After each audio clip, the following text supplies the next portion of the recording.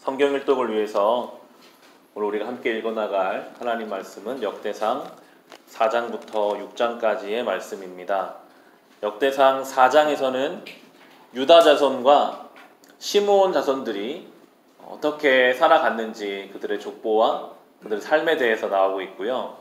이어지는 5장에서는 르우벤 자손과 갓 자손과 므낫세 지파에서, 특별히 므낫세 지파는 요단강을 기준으로 서쪽에서도 살았고 동쪽에서도 살았습니다. 그래서 므낫세 반지파라고 말하는데요. 요단강 동쪽에 살았던 므낫세 반지파에 대해서 5장에 나오고 있습니다. 족보를 이렇게 유심하게 묵상해 보시면 그들의 이름도 나오지만 그 지파들이 어디서 어떻게 살았었는지를 언급하는 내용들도 나오고 있습니다.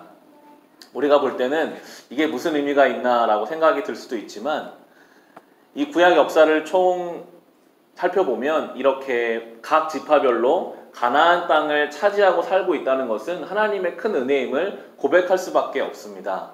아브라함이 갈대아 우르에서 우상 섬기면서 혼자 살 때 하나님이 그 아브라함을 부르셨습니다.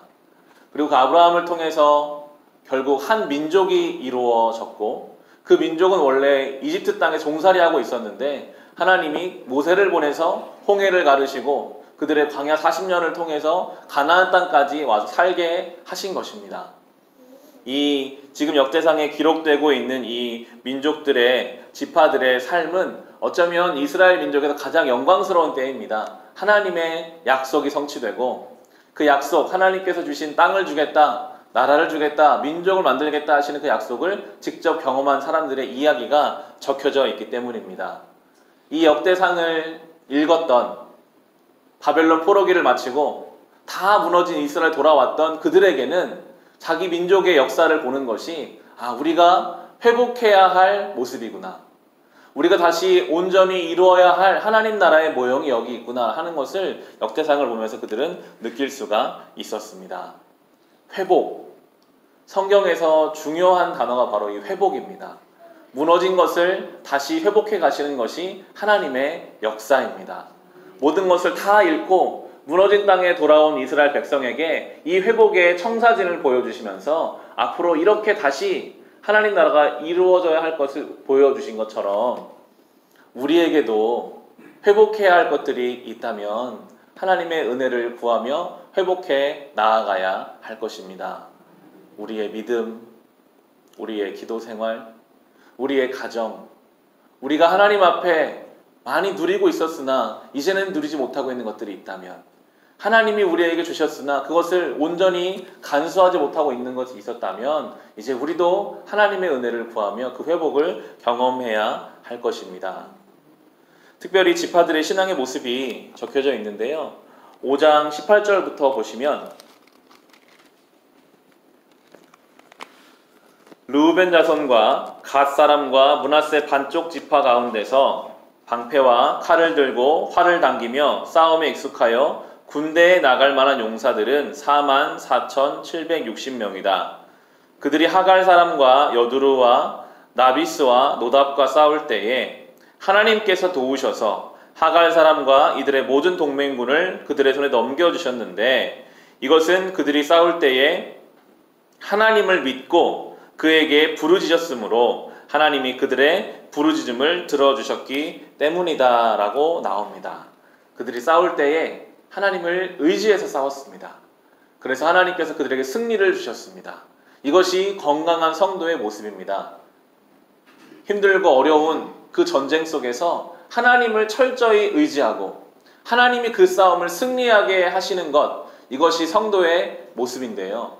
그러나 이것을 끝까지 이어가지 못했다고 기록합니다. 25절을 보시면, 그러나 그들은 그 조상의 하나님을 배신하고 하나님께서 그들 앞에서 없애버린 그 땅 백성의 신들을 섬겼으므로 이스라엘의 하나님께서 아시리아의 불 왕의 마음과 아시리아의 디글랏 빌세벨 왕의 마음을 부추기셔서 르우벤과 갓과 므낫세 반쪽 지파를 사로잡아 할라와 하볼과 하라와 고산강가로 끌고 가게 하셨다. 그래서 그들이 오늘날까지 거기에 살고 있다라고 주님이 분명하게 말씀하십니다.